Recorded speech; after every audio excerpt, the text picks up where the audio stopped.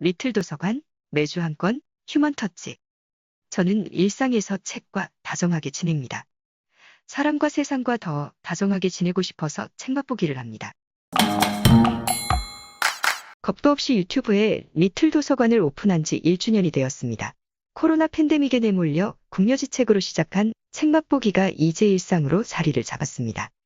매주 빠짐없이 책 맛보기를 할 수 있었던 것은 저의 미련함과 뻔뻔함의 소치입니다. 지난 1년 동안 매주 어설픔은 매주 유치함이었으며 매주 설렘이었습니다. 앞으로도 여전히 어설픔, 유치함, 설렘은 책 맛보기를 이끌어갈 것 같습니다. 작년 이맘때 저자 최 사장의 책 지적 대화를 위한 넓고 얕은 지식제로로 책 맛보기를 시작했습니다. 책 맛보기 1주년을 맞아 또다시 최 사장의 책을 펼치기로 합니다. 책 제목은 우리는 언젠가 만난다입니다. 제목만 봐서는 달달한 연인들의 이야기일 것도 같은 그다지 어렵지 않을 듯한 예감이 듭니다. 그렇습니다. 책은 아주 쉽게 읽힙니다. 책장이 수월하게 넘어갑니다. 후딱후딱 넘기다 보니 오히려 정독하기가 녹록하지 않았습니다. 저자는 책을 스스로 철학적 수필이라고 언급했습니다. 책은 소설과 시를 넘나들며 뭔가 어려운 이야기를 쉽게 전달하기 위해 안간힘을 쓰는 듯했습니다. 저자 자신이 깨우친 바를 쉬운 언어로 설명하려는 그 모습에서 대중을 향한 애정이 감지되기도 했습니다. 책은 중반쯤에 이르러 와, 재미나다는 탄성이 나왔습니다. 그러다가 어디에선가부터 오리무중에 빠져 길을 잃고 헤매게 되었지만 말입니다. 그 이유를 알차릴 수 있도록 저자는 친절하게 설명해 줍니다. 책이 이해되지 않는 것은 책 읽기에 앞서 그와 관련된 체험이 없기 때문이라고 합니다. 저자는 고전이 어려운 이유를 설명하는 부분에서 다음과 같이 친절하게 설명하고 있습니다. 책을 읽는다는 것은 단어를 따라가는 행위가 아니다. 책을 펴고 그 안으로 들어가기 위해서는 체험이 필요하다. 우리가 앞서 체험한 경험이 책을 통해 정리되고 이해될 뿐이다. 이해 앞에는 언제나 체험이 있다. 그 반대일 수는 없다. 만약 당신이 자신의 삶 속에서 충분한 체험을 만들어 왔다면 책은 놀랍게도 쉽게 읽힐 것이다. 저자가 겪은 체험을 하지 못함으로써 이해되지 않은 책의 내용은 저의 배경 지식으로 자리 잡고 있다가 일상의 체험과 언젠가 만나게 되면 아하, 책의 그 말이 바로 이거였구나 할 날도 올 수 있을 것 같습니다. 즉 책에서 예전에 읽었던 내용이 지금의 현실 체험을 납득하는 데 보탬이 될 수도 있다는 것입니다. 저자는 고전의 독해를 중점적으로 거론하다 보니 독해에 도움이 되는 체험을 앞세웠습니다. 맞습니다. 책이 주인공이 된다면 체험이 전제되어야 책을 이해하는 데에 훨씬 수월할 것입니다. 하지만 현실이 주인공이 된다면 세상에서 혹은 사람에게 일어나고 있는 수많은 일들을 이해하는데 언젠가 예전에 읽었던 책이 도움이 될 수도 있습니다. 독해와 체험은 서로가 서로에게 배경 지식이 되어 독해는 체험을, 체험은 독해를 추동하는 역할을 하리라 싶습니다. 독해와 체험의 관계가 그러하듯이 이 책은 관계를 탐구하고 있습니다. 우리는 타인과 세계와 관계를 맺으며 살아가고 있습니다. 그와 더불어 우리 자신과도 친밀한 관계를 도모해야 합니다. 저자는 타인과 세계와 관계를 이어가기 위해 강연을 나서고 책을 출간합니다. 저자는 관계의 중요성을 다음과 같이 설명합니다. 삶을 가치 있게 만드는 것은 부와 명예가 아니라 내 곁에 사소한 사람들, 가족과 친구와 연인과 동료들이라고 지혜로운 사람들은 말해주었지만 이 말의 의미를 진정으로 이해할 만큼 우리가 성숙했을 때 그들은 곁에 남아있지 않았다. 내가 그토록 두렵던 타인이 닿을 수 없는 무엇이 아니라 나를 기다려준 존재이고 타인으로 가득 찬 이 세계가 사실은 아름답고 살만한 곳이었음을. 이 책이 관계에 대해 말하는 것은 그 때문이다.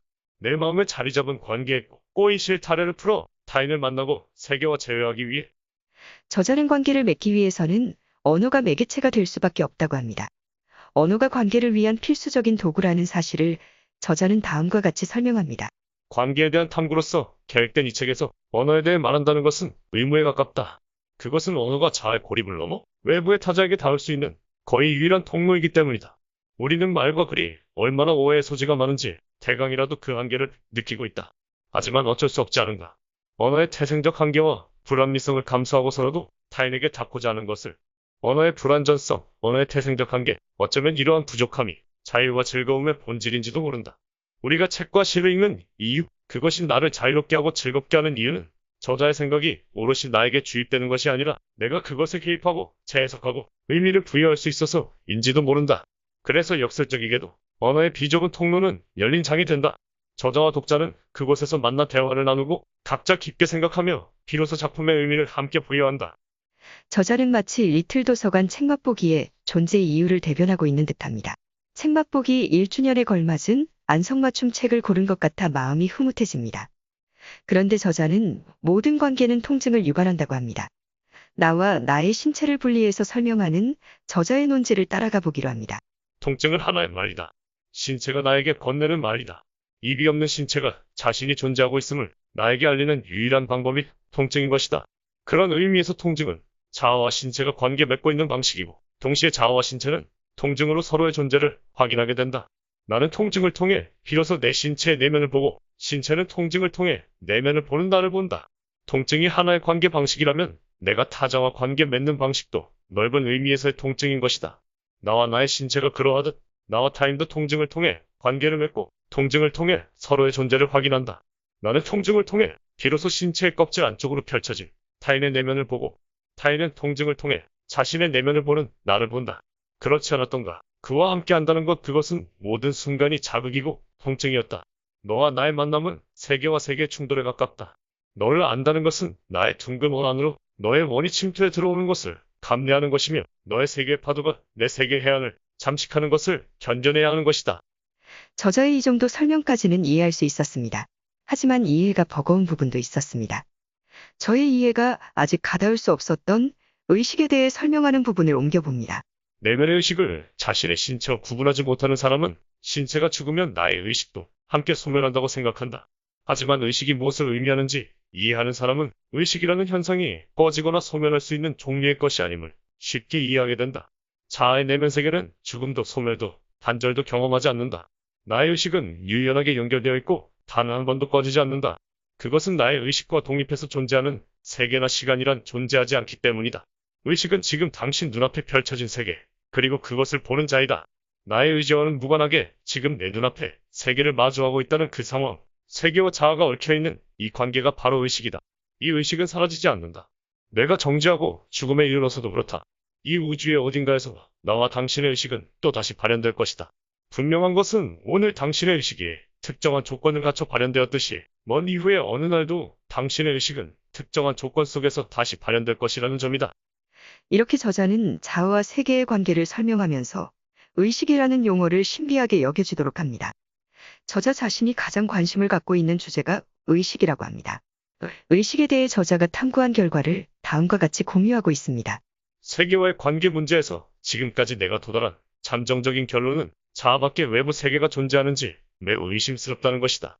만약 외부 세계가 실제로 존재한다 하더라도 그것의 실체에는 결코 접근할 수 없다. 눈앞에 드러나는 세계는 내 마음에 의해 재구성된 것일 뿐이기 때문이다. 그렇지 않은가? 지금 당신 앞에 펼쳐진 세계, 창밖으로 들어오는 햇살과 책장의 감촉과 적당한 소음과 익숙한 냄새, 이 모든 것은 세계의 진짜 모습이 아니다.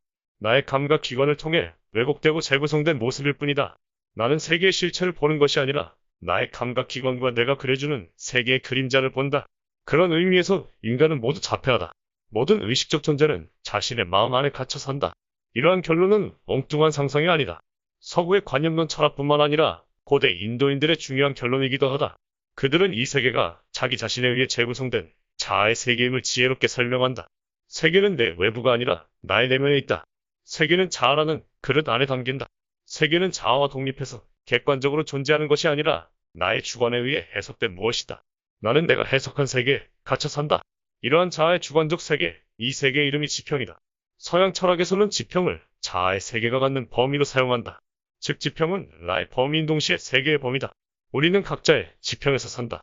우리는 각자의 세계 속을 살아간다. 당신과 나는 서로 다른 세계를 걷고 있다. 하긴 그렇습니다. 타인은 그저 다채로운 존재의 하나입니다. 눈부신 햇살이나 퍼붓는 소낙비를 대하는 느낌은 사람마다 다릅니다. 아이의 천진한 미소, 꽃이 만발한 정원, 장엄한 대자연의 경관, 음악과 하나 된 듯 어우러진 춤 등을 바라보는 심경은 사람 저마다 다릅니다. 이는 세계를 풍성하게 만듭니다. 하지만 이 풍부한 다채로움 때문에 관계는 어김없이 통증이 되고 문제를 유발합니다. 저자는 자신의 해결책으로 믿음을 제시하며 다음과 같이 적고 있습니다.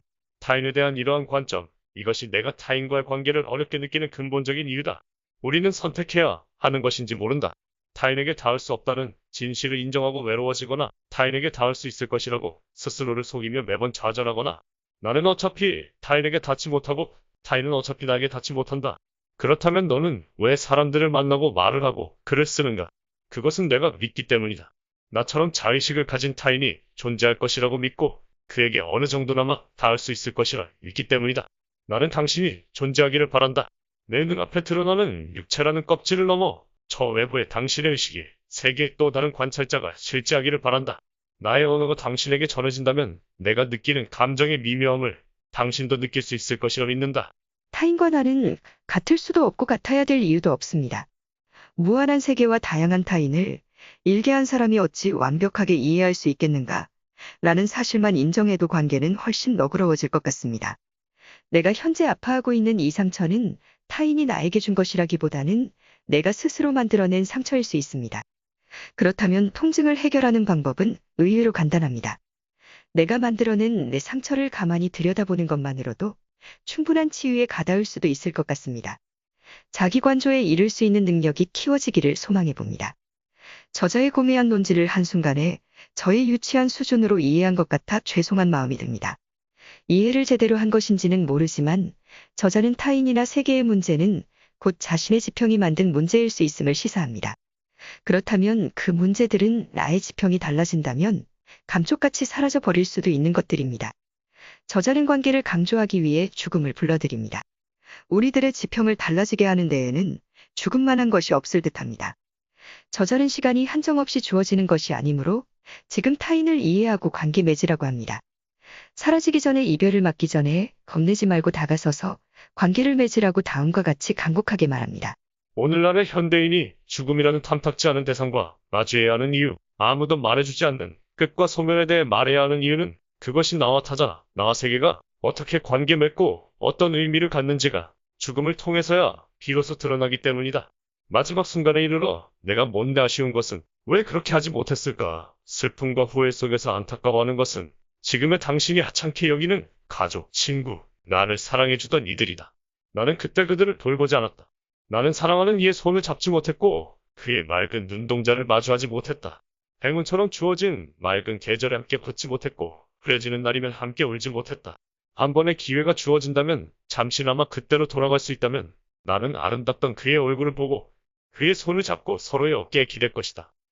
저자는 세속의 자신은 성공, 풍요, 만족, 승리, 부유함 이런 것들을 원하지만 10년의 자신은 그런 것들을 원하지 않을 것이라고 합니다. 그런 조음 안에서 배울 것은 그리 많지도 극적이지도 않다고 합니다. 실패, 빈곤, 불만, 좌절, 가난함 같은 나쁨이 우리의 영혼을 성숙시킬 가능성을 더 품고 있나 봅니다. 세상에 좋음만 있고 나쁨이 없다면 안 될 것도 같습니다. 나쁨을 기꺼이 수긍하며 껴안게 됩니다. 실패, 빈곤, 불만, 좌절, 가난함이 의미 있는 이유를 떠올리며 이만 책을 덮기로 합니다. 이번 책은 수필, 소설, 시를 담은 40가지 이야기로 방대한 생각거리를 던집니다. 아직 명쾌하게 이해가 와닿지 않는 내용들은 훗날을 기약하기로 합니다. 이만 책 맛보기를 마칩니다. 지금까지 리틀 도서관 매주 한 권 휴먼터치 황진이었습니다. 책 맛보기는 그저 제가 경험한 책, 사람, 세상 이야기일 뿐입니다. 이야기하다 보면 사람이 덜 된 저 자신을 즐겁게 발견하게 됩니다.